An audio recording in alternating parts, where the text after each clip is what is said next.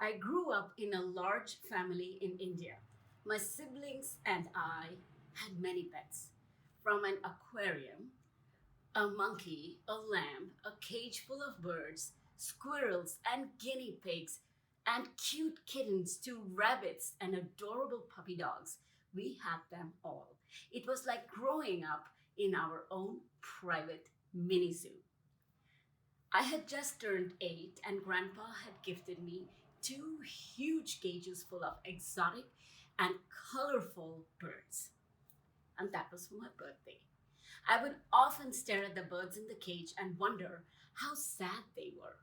Even though they sang, were they really happy? I had read in storybooks that birds loved to be free and were unhappy in cages.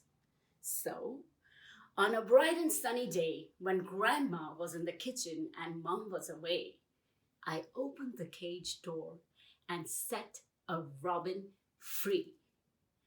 As I saw the bird soar, I was proud of myself and felt joy. It chirped happily, but that joy and freedom was short lived. I watched in horror as the hawk swooped down on it and flew away with my sweet robin in his talons. That experience remained etched in my mind forever.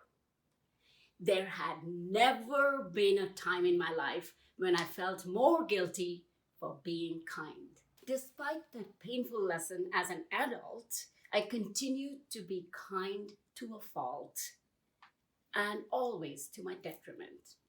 Over and over and over again, I fell into the trap of being kind to my ex-husband.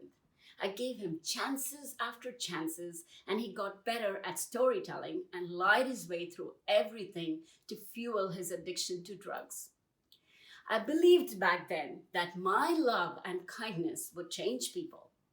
Eventually, I ended up homeless and rock bottom and ashamed to my family. Repeatedly, I let family and friends treat me badly, and I let them because I loved being the bigger person.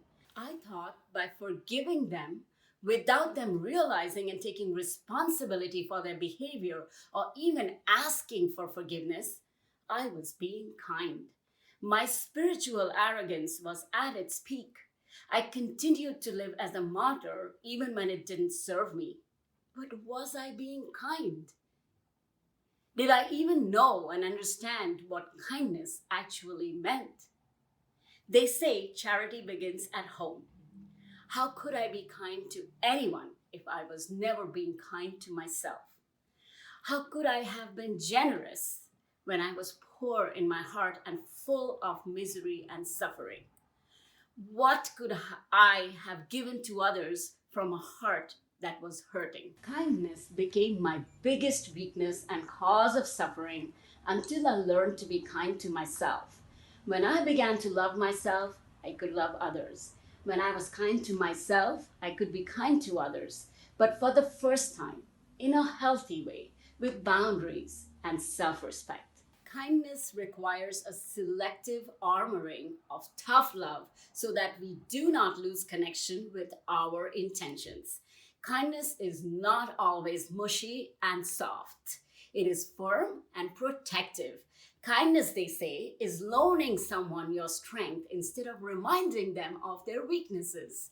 Today, I'm kinder than ever before, but that kindness always starts at home. Thank you.